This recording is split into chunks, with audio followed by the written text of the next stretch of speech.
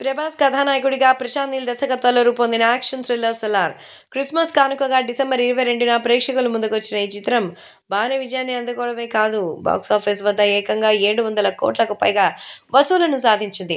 ఎంతో కాలం హిట్ కోసం వేచి చూసిన ప్రభాస్ ఆయన అభిమానులకు 2023 చివరిలో అయితే తీపి జ్ఞాపకాలను అందించింది.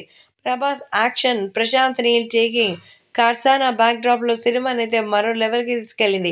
ఇక ఈ మూవీ ఎప్పుడెప్పుడు ఓటీలోకి వస్తుందా అని చూద్దామని వేచి చూస్తున్న అభిమానులకు శుభవార్త. మరి ప్రముఖ ఓటీటీ నెట్ఫ్లిక్స్ అలార్ను జనవరి 20 నుంచి స్ట్రీమింగ్ చేసుకునేందుకు ప్రకటించేసింది. దీంతో ప్రభాస్ ఫ్యాన్స్ ఫుల్ ఖుషి అవుతున్నారు. గణతంత్ర సందర్భంగా ఈ మూవీ వస్తుందనుకున్నా అంతకన్నా ముందే ప్రేక్షకులను నెట్ఫ్లిక్స్ సర్ప్రైజ్ చేసింది. పృథ్వీరాజ్ సుకుమారన్, శృతి హాసన్, ఈశ్వరీరావు, జగపతి బాబు తదితరులు కీలక పాత్ర పోషించారు. కథ ఏమిటి అంటే, కాన్సార్ అనే సామ్రాజ్యానికి కర్త రాజమన్నారు. ఆ సామ్రాజ్యంలో ఒక్కొక్క ప్రాంతానికి ఒక్కొక్కరు దొరగా వ్యవహరిస్తారు. కర్త కుర్చీ కోసం కుతంత్రాలు మొదలు పెడతారు. నేనుండగా నా కొడుకు వరదరాజమన్నార్ని దొరగా చూడాలనేది తన కోరికగా చెప్తాడు కర్త రాజమన్నారు.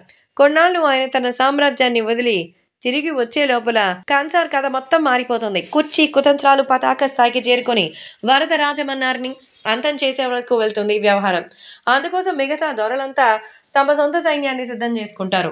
వరద తన సైన్యంగా చిన్ననాటి స్నేహితుడు దేవాని పిలుస్తాడు.